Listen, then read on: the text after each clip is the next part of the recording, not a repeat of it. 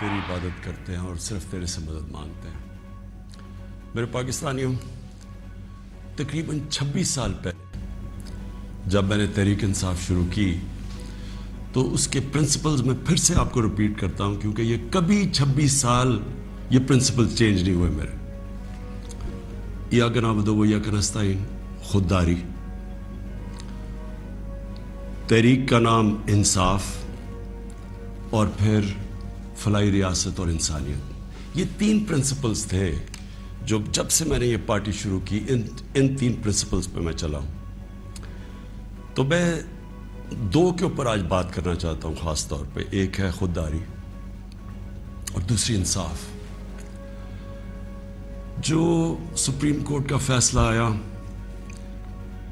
مایوسی ہوئی مجھے، لیکن میں یہ واضح کر دوں کہ سپریم کورٹ اور پاکستان کی عدلیہ کی میں عزت کرتا ہوں۔ میں نے ایک ہی دفعہ جیل گزاری ہے، اور وہ آزاد عدلیہ کی تحریک کے اندر میں جیل میں گیا، کیونکہ یہ میرا ایمان ہے کہ جب تک ایک ملک کے اندر انصاف نہیں ہوتا، کوئی بھی مہذب معاشرہ اس کی بنیاد انصاف پہ ہوتی ہے، اور جو انصاف کے گارڈین ہوتے ہیں وہ آپ کی عدلیہ ہوتی ہے۔ تو میں یہ کہتے ہوئے مجھے افسوس ہوا، اور افسوس کیوں ہوا میں یہ اپنی قوم کے سامنے واضح کر دوں۔ جو بھی عدلیہ کا فیصلہ ہم ایکسیپٹ کرتے ہیں، افسوس اس لیے ہوا کہ جو ڈپٹی اسپیکر نے جو اسمبلی پروگ کی تھی، اس کی وجہ کیا تھی؟ اس کی وجہ یہ تھی آرٹیکل 5، یعنی کہ بیرونی مداخلت ہوئی تھی پاکستان کے عدم اعتماد پہ۔ تو میں یہ چاہتا تھا کہ سپریم کورٹ کم از کم اس کو دیکھتا تو صحیح۔ یہ بڑا سیریس الزام ہے کہ ایک باہر سے ملک آپ کے اندر ایک پوری سازش کر کے ایک گورنمنٹ کو اس کے خلاف سازش کر کے اس کو گراتا ہے۔ تو اس کے یہ اتنا سیریس ایلیگیشن تھی کہ میں چاہتا تھا کہ اس کی کوئی پروب ہو۔ کم از کم سپریم کورٹ وہ جو مراسلہ ہے، جو ڈاکیومنٹ ہے، کم از کم اس کو بلا کے دیکھ تو لیتا کہ کیا یہ جو ہم کہہ رہے ہیں کہ اتنی بڑی سازش ہے اور رجیم چینج کی کوشش ہے، کیا ہم سچ بول رہے ہیں یا نہیں بول رہے ہیں۔ تو مجھے تھوڑی سی مایوسی ہوئی، کیونکہ یہ اتنا بڑا ایشو ہے اور اس کے اوپر کوئی سپریم کورٹ میں بات نہیں ہوئی۔ اور دوسرا مجھے افسوس یہ ہوا کہ اتنی جلدی جتنا فیصلہ آیا، جو 63A، یعنی کہ جو کھلے عام ہارس ٹریڈنگ ہو رہی ہے، پولیٹیشنز کے ضمیر خریدے جا رہے ہیں، بھیڑ بکریوں کی طرح ان کو بند کیا جا رہا ہے ہوٹلز میں، اور ان کی قیمتیں لگائی جا رہی ہیں۔ سوشل میڈیا کا زمانہ ہے، بچے کو پتہ ہے اب کس قیمت کے اوپر اپنے ضمیر بیچ رہے ہیں۔ کون سی جمہوریت ہے یہ؟ کون سی دنیا کی جمہوریت میں اس چیز کی اجازت دی جاتی ہے؟ اور جو سب سے بڑا انصاف کا فورم ہے عدلیہ، اس سے ہم ایکسپیکٹ کرتے تھے کہ کم از کم اس کے اوپر اور کچھ نہیں تو سو موٹو ایکشن لے، کیونکہ یہ تو ایک مذاق بن گیا ہے پاکستان کی ڈیموکریسی کا۔ کیونکہ یہ تو کہیں اتنے کھلے عام تو میرے خیال میں بنانا ریپبلکس میں بھی نہیں سیاستدان نہیں بکتے جو یہ بک رہے تھے اور بک رہے ہیں۔ اور وہ دیکھیں اب یہ جو پنجاب میں ہو رہا ہے، کبھی وہ اواری کے اندر لوگ بند ہیں جناب، ان کو نکل رہا ہے گارڈز۔ تو یہ تو کوئی جمہوریت نہیں ہے۔ لیکن اس سے جو سب سے تکلیف دہ چیز ہے کہ دیکھیں، ایک قوم جس کی 60% سے زیادہ آبادی 30 سال کی عمر سے کم ہے، یہ ہماری یوتھ ہے، یہ ہمارا فیوچر ہے۔ اور فیوچر کو آپ اگر گائیڈ نہیں کریں گے، ان کی تربیت نہیں کریں گے، ان کی اخلاقیات کو اٹھائیں گے نہیں، اس طرح کی چیزیں کریں گے، تو وہ بھی یہ سمجھیں گے کہ اگر ملک کے جو لیڈرشپ ہے، یہ ریپرزینٹیٹیوز ہیں، یہ اگر رشوت دے کے لوگوں کو خرید رہے ہیں، کوئی بک رہا ہے کوئی خرید رہا ہے، تو ان کی ہم کیا مثال پیدا کر رہے ہیں؟ یعنی یہ کس طرف جا رہا ہے پاکستان۔ اور یہ پہلے بھی یہی شریف برادران نے شروع کی تھی، چانگا مانگا، آج سے کوئی 30-32 سال پہلے یہ تب شروع ہوا تھا، یہ بھیڑ بکریوں کی طرح سیاستدان کو خریدنا، اور تب سے سیاست اور نیچے گئی ہے۔ کہ جیسے لوگوں کو یہ پتہ چلا کہ یہ بک رہے ہیں، لوگوں سے ووٹ لے کے آ رہے ہیں کہ ہم آپ کی بڑی خدمت کریں گے، وہاں جا کے لوگوں کی ووٹ لے کے اپنے ضمیر بیچ رہے ہیں، اور پھر ریزروڈ سیٹس والے بک رہے ہیں.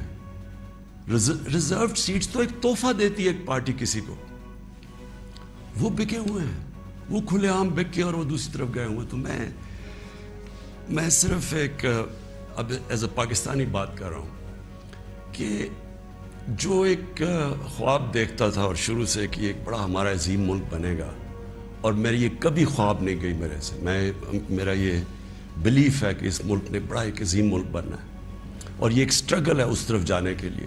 لیکن یہ بہت بڑا دھچکا لگتا ہے اس سٹرگل کو جب آپ یہ تماشا دیکھ رہے ہیں. تو دونوں چیزیں بڑی سیریس ہیں ملک کے مستقبل کے لیے. تو میں صرف میری مایوسی یہاں تک ہے، ہم نے عدلیہ کا فیصلہ تسلیم کیا، لیکن میں اس پہ ضرور مایوس ہوں کہ اوپنلی جب یہ چیزیں ہو رہی ہیں پاکستان میں، اس کے لیے کوئی سیریسنس نہیں ہے. یعنی جو بھی انصاف کے ادارے ہیں، جو ہمارے پبلک ہے، وہ یہ جب تماشا دیکھ رہی ہے، تو میں ایکسپیکٹ کرا کہ کوئی بھی اس کے اوپر، جو میں میری زندگی کتنے 20 گرمیاں گزری ہیں انگلینڈ میں، اور کافی اور بھی میں نے ٹائم گزارا، دنیا ٹریول کرتا تھا، کرکٹ میں ساری دنیا میں گیا ہوں. میں نے کبھی اس طرح کی چیز کسی بھی ویسٹرن ڈیموکریسی کے اندر نہیں دیکھی، کبھی سنا بھی نہیں ہے. نہ کوئی سوچ سکتا ہے کسی کو خریدنے کا، نہ کوئی اپنے آپ کو اپنا ضمیر بیچنے کا سوچ سکتا ہے، کیونکہ معاشرہ اس کے خلاف کھڑا ہو جاتا ہے. جو میں نے اپنے لوگوں کو امر بالمعروف پہ بلایا تھا یہاں اسلام آباد میں، وہ اس لیے بلایا تھا کہ میں نے اپنی قوم کو یہ بتا رہا تھا، آپ کی ذمہ داری ہے کہ جب آپ ایسی چیز دیکھتے ہیں، اگر آپ بدی کو کچھ نہیں کرتے، روکتے نہیں ہیں، وہ پھیل جاتی ہے معاشرے میں. وہاں جو میں نے دیکھا ہوا ہے ان معاشروں کے اندر جو مسلمان بھی نہیں ہیں، آپ یقین کریں جس طرح وہ امر بالمعروف پہ کھڑے ہوتے ہیں، میں تو کسی مسلمان معاشرے کو بھی اس طرح نہیں کھڑے ہوتے دیکھا. آپ ہمارے بیرون ملک پاکستانی ہیں، کبھی ان سے پوچھیں تو صحیح کہ کس طرح وہ معاشرے اچھائی کے ساتھ کھڑے ہوتے ہیں، بدی کے خلاف ہوتے ہیں، حق کے اوپر کھڑے ہوتے ہیں، باطل کے خلاف کھڑا ہو جاتے ہیں، قوم کھڑی ہو جاتی ہے. جب برطانیہ میں 20 لاکھ لوگوں کے ساتھ میں نے بھی مارچ کی آج سے 20 سال پہلے عراق وار کے خلاف، تو برطانیہ کو فائدہ ہو رہا تھا عراق وار سے، وہ تیل کی جنگ تھی، لیکن لوگوں نے نکلے، انہوں نے کہا آپ بڑا غلط کر رہے ہیں، آپ جھوٹ بول رہے ہیں، تو قوم نکلی. یہ زندہ قوم کی نشانی ہے. تو میری آج اپنی قوم سے بھی یہ ہے کہ وہ، اور میں آپ کو بعد میں اس کے اوپر بھی آؤں گا جب میں اپنی تقریر ختم کروں گا کہ آگے ہم نے کرنا کیا ہے. لیکن میں اپنی قوم کو بھی کہتا ہوں کہ اگر آپ اس طرح کی چیز کہ ایک باہر سے سازش ہو کے گورنمنٹ گر رہی ہے اور وہ پلان کر کے پورا ایک پلاٹ ہے جس کے اوپر میں ابھی بعد میں بتاتا ہوں، تو یہ آپ نے اپنے آپ کو بچانا ہے. جو اپنے بچوں کا مستقبل بچانا چاہتا ہے اس ملک میں، آپ اگر اس کے خلاف نہیں کھڑے ہوں گے، کسی نے اور آ کے آپ کو نہیں بچانا. قوم کھڑی ہوتی ہے اس کے اوپر، یہ بدی کے خلاف. اب میں آتا ہوں جی، یہ جو مراسل ہے یہ کیا ہے؟ پہلے تو یہ سمجھیں، اس کو ایک سائفر ایک ہوتا ہے. سائفر کا مطلب کیا ہے؟ سائفر یہ ہوتا ہے کہ ہماری جو ایمبیسیز ہوتی ہیں باہر، وہ فورن آفس کو ایک کوڈڈ میسج میں سیکرٹ میسیجنگ کرتی ہیں کہ جو بھی ان کی انٹریکشن دوسرے ملکوں میں ہو رہا ہوتا ہے. وکی لیکس کا آپ کو سنا ہوگا چند سال پہلے، وہ کیا تھا؟ وہ یہی تھا کہ امریکن ایمبیسیز جو اپنے سیکرٹ ڈاکیومنٹس بھیج رہی تھی، وہ کسی نے ان کو ایکسپوز کر کے وہ پبلک میں آ گئی، وہ وکی لیکس تھی. تو اسی طرح جو آپ کا یہ جو سائفر میسج آتی ہے، یہ ٹاپ سیکرٹ ہوتی ہے. کیوں نہیں میں وہ کاغذ پبلک میں دے سکتا؟ کیوں نہیں میں میڈیا کو دے سکتا؟ کیونکہ اس کے اوپر کوڈ ہوتی ہے، اور اگر ہم وہ سائفر پبلش کر دیں تو باہر کی دنیا کو پتہ چل جائے گا کہ پاکستان کی کوڈ کیا ہے. لہٰذا ہماری جتنی بھی سیکرٹ انفارمیشن ہے وہ ساری ایکسپوز ہو جائے گی. اس لیے میں یہ پبلک کو نہیں دے سکتا. لیکن آپ یقین کریں کہ میں اتنا میرا دل ہے کہ پبلک یہ خود اپنی آنکھوں سے دیکھے کہ یہ کیا تھا. اب میں آپ کو بتاتا ہوں یہ ہوا کیا. ہوا یہ کہ ہمارا امریکہ میں جو امبیسڈر تھا اس کی ایک ملاقات ہوئی امریکن آفیشل کے ساتھ. اب امریکن آفیشل جو تھا اس کی بس صرف میں تھوڑی سی بات آپ کو بتاتا ہوں کہ اس نے کہا کیا. اس نے پہلے کہا کہ جی عمران خان کو روس نہیں جانا چاہیے تھا. وہ بڑا اس نے کوشش کی امبیسڈر نے بتانے کے لیے کہ اس کی وجوہات ایک کنسنسس تھا, پہلے سے پلان بنا ہوا تھا, لیکن اس نے کہا نہیں, یہ صرف عمران خان نے فیصلہ کیا. پھر وہ جو کہتا, اور میں یہ چاہتا ہوں آپ قوم ذرا غور سے میری بات سنیں کہ اس نے کہا کیا. اس نے کہا کہ اگر آپ عمران خان کو یہ, اور اس نے کہا ابھی عدم اعتماد درج نہیں ہوا تھا پاکستان میں, اس سے پہلے یہ کہہ رہا ہے, یعنی اسے پتا تھا کہ عدم اعتماد آنے والی ہے. کہتا کہ اگر عمران خان اس میں سے بچ جاتا ہے عدم اعتماد سے تو پاکستان کو بڑا مشکل یعنی کانسیکوینسز فیس کرنے پڑیں گے. تکبر دیکھیں کہ اگر عمران خان یعنی سٹنگ پرائم منسٹر اگر وہ نہیں ہٹتا اس میں سے تو پاکستان کو نقصان ہوگا. اور پھر کہتا لیکن اگر وہ ہار جاتا ہے تو پاکستان کو معاف کر دیا جائے گا. یعنی یہ بھی نہیں اس نے کہا کہ اگر وہ نہیں آتا تو جو بھی دوسرا آئے گا پہلے ہم دیکھیں گے وہ کیا کر رہا ہے پھر ہم اس کو معاف کریں گے. نہیں, اس نے کہا جو بھی آئے گا معاف کر دے گا. یعنی کہ اس کو پتا تھا کہ کس نے آنا ہے, کس نے اچکن سلوائی ہوئی ہے, کون تیاری میں بیٹھا ہوا ہے, اسے سب پتا تھا, تو اس کو معاف کر دے گے. اب میں آج آپ کے سامنے جو یہ میں اصل میں جو بات کرنا چاہتا ہوں وہ یہ ہے کہ دیکھیں ہم 22 کروڑ لوگ ہیں. 22 کروڑ لوگوں کے لیے کتنی توہین ہے کہ ایک حکم دے رہا ہے 22 کروڑ لوگوں کے الیکٹڈ سربراہ کو. وہ پتہ نہیں وہ کس کو حکم دے رہا ہے, کیونکہ میں تو چیف ایگزیکٹو ہوں, مجھے نہیں دے رہا. وہ کسی کو کہہ رہا ہے کہ اگر یہ آپ کا پرائم منسٹر بچ جاتا ہے تو آپ کو فیس کرنے پڑیں گے کانسیکوینسز. اور پھر کہتا ہے کہ اگر یہ ہٹ گیا تو معاف کر دیں گے ہم آپ کو.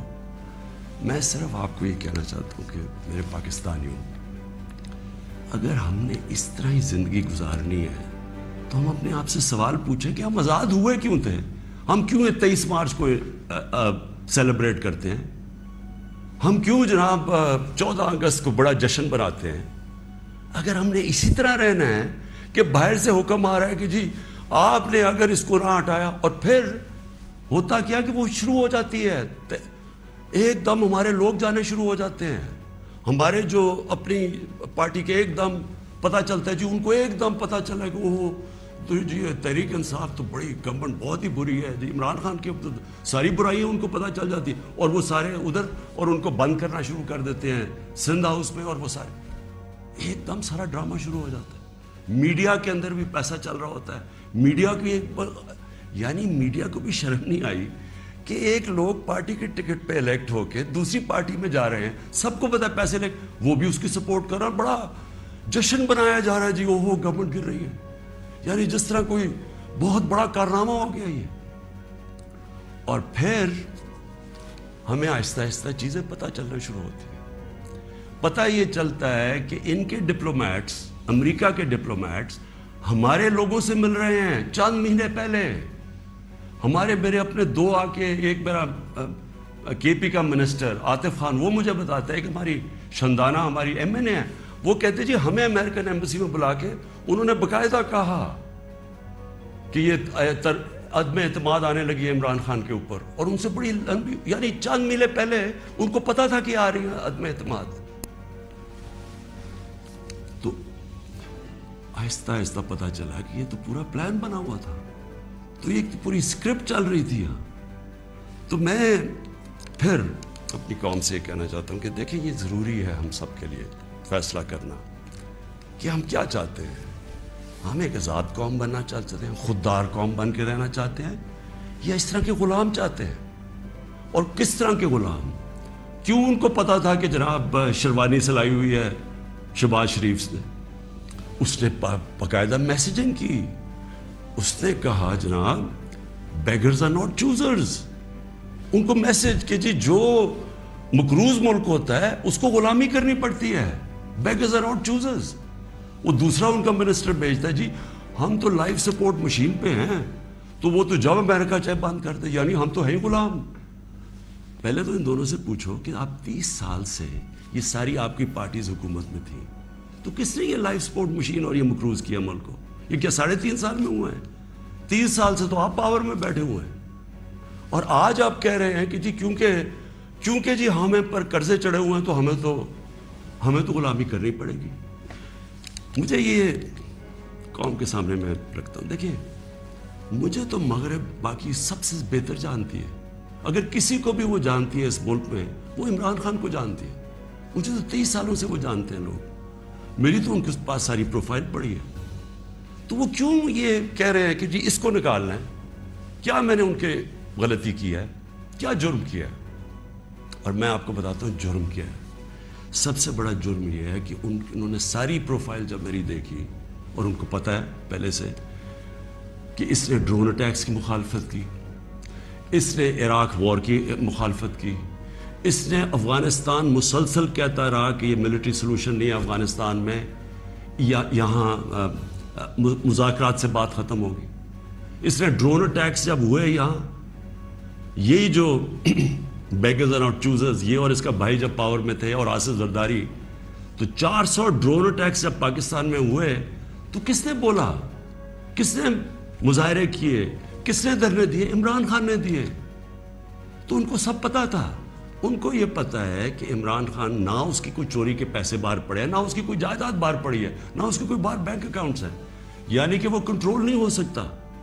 تو لہٰذا یہ اس کا قصور ہے کہ کیونکہ وہ ہمارا پتلا نہیں بن سکتا, اس لیے اس کو ہٹانا بڑا ضروری ہے. اور یہ سارا کچھ جو ڈرامہ ہو رہا ہے, یہ صرف ایک آدمی کو ہٹانے کے لیے ہو رہا ہے. تو ان کی کیا ان کو خاصیت پسند ہے؟ ان کو پتہ ہے کہ اپنے پیسے کے لیے یہ اس ملک کی ہر قسم کی قربانی دینے کے لیے تیار ہے. 400 ڈرون اٹیکس میں نے بتایا, یہ کبھی ان کے منہ سے سنا تھا کہ یہ ہر ہیومینیٹیرین لاز, ہر ہیومن رائٹس کی وائلیشن ہے کہ آپ کسی آپ ان کی مدد کر رہے ہیں, آپ قربانیاں دے رہے ہیں, اور وہ آپ بمباری کر رہے ہیں. اور بمباری کس طرح لوگوں کو مار رہے ہیں؟ ایک آدمی 4000 میل سے فیصلہ کرتا ہے کہ جناب یہ دہشت گرد, اور اوپر سے بٹن دباتا ہے اور وہ نیچے مر جاتے ہیں. ادھر فلمیں بنی ہیں امریکہ کے اوپر, اس کے اوپر ایک میں نے فلم بھی دیکھی ہوئی ہے, یہ جو ڈرون اٹیکس کرتے تھے. کس کو اب کابل میں ڈرون اٹیک ہوا تھا, پہلے رپورٹ آئی جی کہ پتہ نہیں 8 وہ آئیسل کے ممبرز مار گئے, دہشت گرد مار گئے. اگلے دن پتہ چلا جناب ایک آدمی اور اس کے بچے مار گئے. تو آپ کو پتہ ہے کہ کتنی دفعہ قبائلی علاقے کے اندر اس طرح لوگ مرے, ہمارے لوگوں کو کیسے, یعنی 400 ڈرون اٹیکس ایک دم مدرسے میں کر دیا, 80 بچے بیچارے مر گئے, شادیوں پہ اٹیک ہو گیا, کوئی پوچھنے والا نہیں تھا. کیونکہ یہ اپنے پیسے کے غلام ڈرے ہوئے تھے کہ کہیں وہ ناراض ہو گیا تو ہمارا وہ حال نہ ہو جو آج روسیوں کا حال ہو رہا ہے, جو یوکرین کی جنگ کی وجہ سے آج روسیوں کے وہ ضبط کر رہے ہیں اکاؤنٹس, ان کے آج وہ جو ان کی آف شور اکاؤنٹس ہیں, جو ان کی پراپرٹیز ہیں, وہ ضبط کر رہے ہیں. تو یہ تو اس لیے کنٹرولڈ ہے, اور اس لیے وہ چاہ رہے ہیں کہ یہ آ جائیں تاکہ پھر سے پاکستان کو جو وہ فیصلہ کریں ہم وہ کریں. تو میں پھر سے اپنی قوم کو کہتا ہوں, ہمیں نے یہ فیصلہ کرنا ہے کہ ہمیں کس طرح کا پاکستان چاہیے. میں آپ کو آج مجھے افسوس اور تکلیف بھی ہوتی ہے کہتے ہوئے, ہمارے ساتھ ہی ہندوستان آزاد ہوا تھا. میں ہندوستان بھی باقیوں سے بہت بہتر جانتا ہوں, میری دوستیاں بھی تھیں, کرکٹ کی وجہ سے بڑا مجھے رسپیکٹ بھی ملا, پیار ملا. میں میری لوگوں سے وہاں واقفیت بھی بڑی ہے. مجھے بڑا افسوس ہے کہ یہ صرف ایک RSS کی آئیڈیالوجی کی وجہ سے, اور یہ جو کشمیر میں انہوں نے کیا ہے اس کی وجہ سے ہمارے تعلقات نہیں ہیں. لیکن میں آپ کو یہ کہہ دوں کہ وہ ایک بڑے خوددار قوم ہے. کبھی کسی کی جرت نہیں ہے کہ وہاں اس طرح کی بات کریں. کسی سپر پاور کی جرت نہیں ہے کہ وہاں یہ بھی تصور کر دیں کہ جناب وہ یہی کہہ دیں کہ جناب اپنے فورن ریلیشن میں وہ کہیں جو ہم کہہ رہے ہیں. اب دیکھ رہے ہیں وہ روسیوں سے حالانکہ ساری سینکشنز لگی ہوئی ہیں, وہ کہہ رہے ہیں جی ہم تیل امپورٹ کرتے ہیں, ہمارے لوگوں کی بہتری ہے. تو عمران خان کا بھی یہی پرابلم ہے. میں یہ کہتا ہوں کہ کسی سے ہماری لڑائی نہیں ہے, نہ میں کسی کا اینٹی ہوں, نہ کسی ملک کا اینٹی ہوں. میں صرف یہ کہتا ہوں کہ جو میرے لوگوں کے فائدے کے لیے پہلی چیز وہ ہے میرے 22 کروڑ لوگوں کے لیے، اس کے بعد میں دنیا کی باقی چیزیں ماننے کے لیے تیار ہوں، لیکن میں اپنے لوگوں کو قربان نہیں کر سکتا کسی اور قوم کے خاطر جو ہم نے وار آن ٹیرر میں کیا ہے۔ 80,000 اپنے لوگ ہم نے مروائے، ملک تباہ کروا دیا۔ اب کوئی پوچھے بھی قبائلی علاقے میں، کبھی لوگوں سے تو پوچھے ان کے اوپر گزری کیا تھی۔ 35 لاکھ لوگوں کی نقل مکانی کی۔ کبھی کسی نے اسیس کیا کہ وہ ساری جنگ میں ہم جو گئے ہیں، کبھی کوئی کمیشن بیٹھی ہے وہ یہ بتایا کہ ہمیں ملا کیا ہے؟ میں آپ کو بتاتا ہوں، ہمارے یہاں جو صاحب اقتدار ہے وہ ڈالرز کے لیے میں آپ کو کہہ رہا ہوں ہمیں جنگوں کے اندر پھنسا دیتے ہیں۔ ہم جب سوویت یونین کے خلاف جو ہم فرنٹ لائن سٹیٹ بن گئے تھے، اگر ہم ڈالر امریکہ سے ایڈ لیے بغیر کرتے تو وہ بہت اچھی چیز تھی۔ ہم پھر اپنے بھائیوں کے لیے، افغانستان ان کی آزادی کے لیے مدد کر رہے تھے۔ لیکن جب ہم کہہ رہے ہیں کہ جی یہ پینٹس ہے، ہمیں اتنے پیسے چاہیے، پیسے لے کے جب آپ کسی کے ساتھ شرکت کرتے ہیں وہ آپ کی عزت نہیں کرتے۔ جیسی وہ ہم افغانستان کا وہ روسی جب وہاں سے گئے، 2 سال کے بعد پاکستان کے اوپر سینکشنز لگ گئی۔ کسی نے نہیں پرواہ کی کہ ہم نے کتنی قربانی دی۔ 5 لاکھ ریفیوجی، 5 ملین، 50 لاکھ پاکستان میں ریفیوجیز تھے۔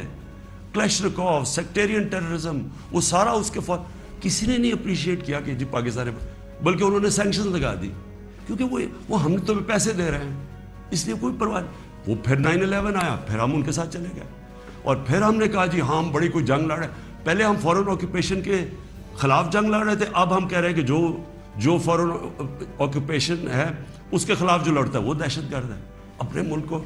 تو کتنی پاکستانوں کی ذلت ملی ہمیں اس میں۔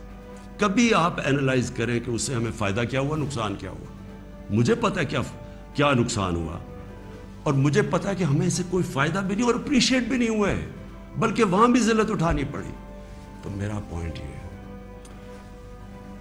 کہ اس ملک نے کبھی یہ فیصلہ کرنا ہے کہ ہماری فارن پالیسی جب تک ہمارے لوگوں کی بہتری کے لیے نہیں ہوگی، ہم نے کوئی قسم کی فارن پالیسی نہیں بنانی، کیونکہ اب ہماری 22 کروڑ لوگ ہیں۔ ہمیں سب سے زیادہ کوشش کرنی ہے کہ کیسے ہم نے اپنے لوگوں کو غربت سے نکالنا ہے۔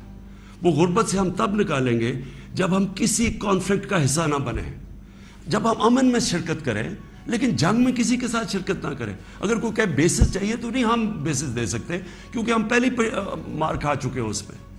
اس لیے وہ مجھے افسوس سے کہنا پڑتا ہے کہ ان کو وہ لوگ پسند ہیں جو کہ ان کی ہر بات مانیں گے، جو کہیں گے کہ بیگرز آر ناٹ چوزرز، جو کہیں گے کہ جی پاکستان لائف سپورٹ مشین پہ تو مدد کرو۔ ان کو اس طرح کے لوگ چاہیے، یعنی جو پہلے سے ہی گرے ہوئے ہوں گے۔ وہ کہتے ہیں نا وہ طفل کیا گرے جو گھٹنوں کے بل چلے، جو گھٹنوں کے اوپر بیٹھے وہ ان کو پسند ہے۔ لیکن میں اپنی یوتھ سے آج کہنا چاہتا ہوں کہ دیکھیں،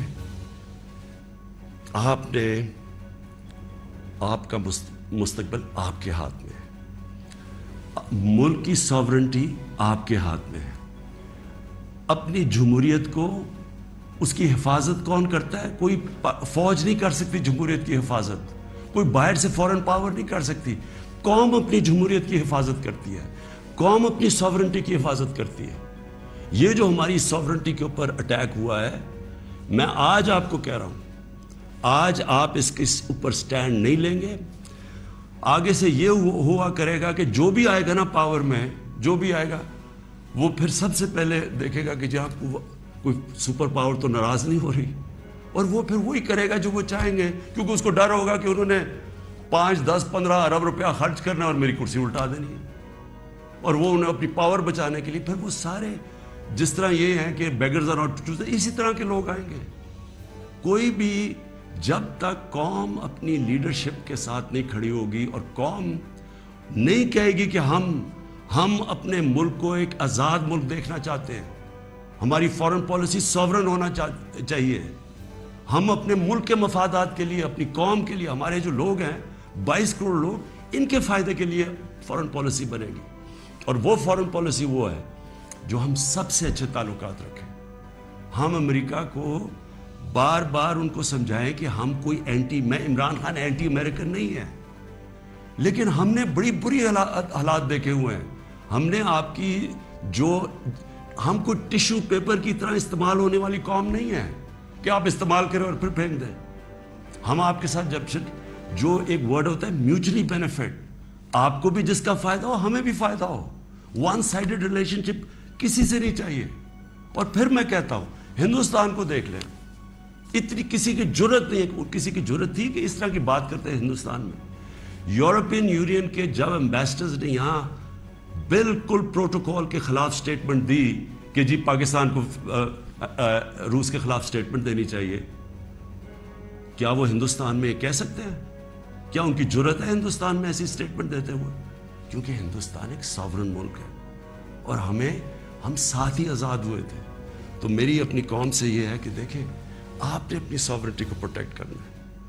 اور میں نے آخر میں اپنی یوتھ سے جو میں بات کرنا چاہتا تھا کہ دیکھیں میں تو یہ امپورٹڈ گورنمنٹ کو بالکل تسلیم نہیں کروں گا. میں نکلوں گا اپنی قوم کے اندر.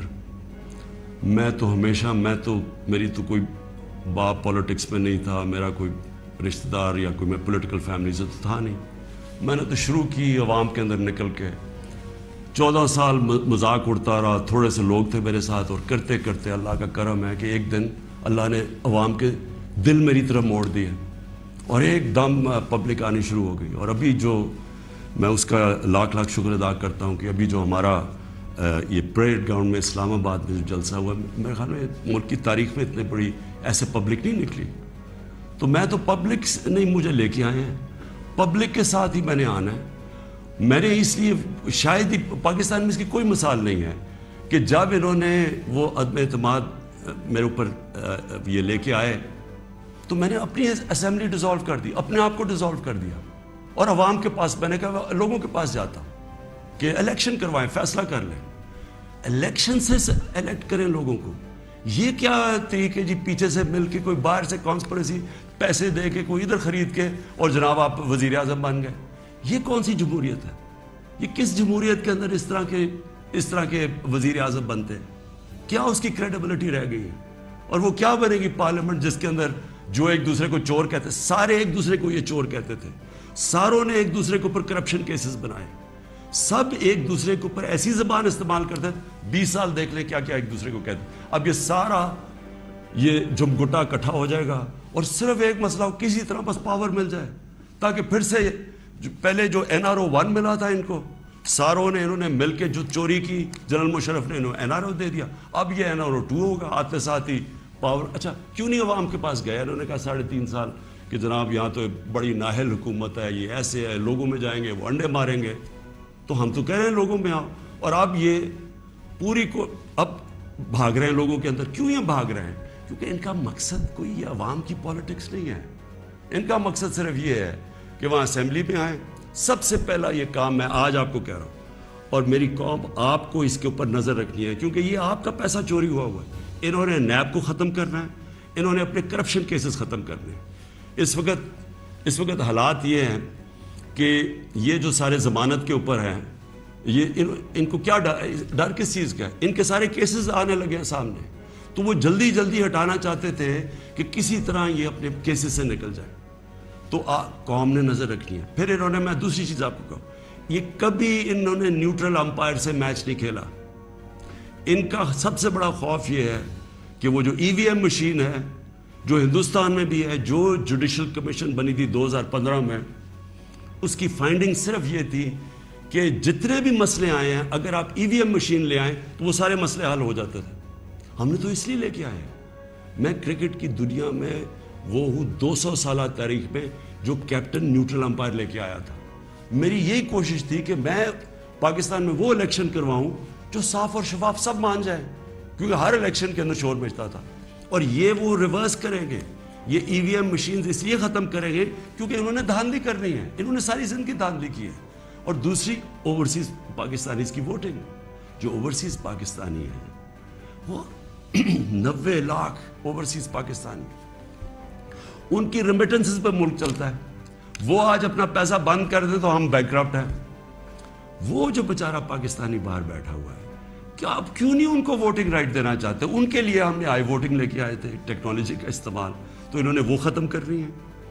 یہ اور پھر انہوں نے پوری گیم تیار کر کے تاکہ سارے اپنے نیچے لوگ لگ جائیں ان کے جو بیوروکریٹس جو پرانے ان کے اپنے ہیں وہ لگا کے پھر میچ فکس کر کے انہوں نے الیکشن میں جانا. اور وہ یہ سارا مسئلہ ہے. اگر یہ ڈیموکریٹس ہیں اور ان کو واقعی جمہوریت کی فکر ہے تو الیکشن اناؤنس کریں. آپ کہہ رہے ہیں نا کہ اب آپ بڑے پاپولر ہیں تو آئے الیکشن اناؤنس کریں, میدان میں آ جائیں, دیکھیں پبلک کس کو ووٹ دیتی ہے. تو میں اپنی قوم کو آخر میں,